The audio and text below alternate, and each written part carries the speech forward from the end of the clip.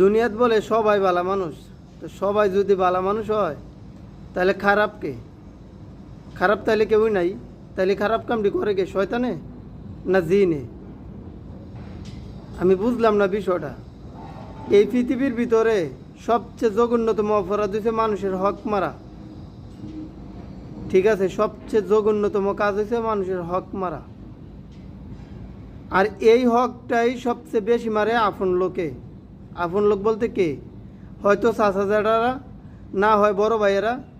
ঠিক আছে, বাপে আর মায় তো মারই না হক। যদিও আমি শুনি নাই বাপ মায়ে ছেলে সন্তানের হক মারতে, আমি শুনি নাই। বরঞ্চ বাইয়ে বাইয়ের হক মারে, বাইয়ে বাইয়ের জাগার থেকে বা ঘরের থেকে বঞ্চিত করে। অথচ এই বাইওই যে হক নষ্ট করে তেও 10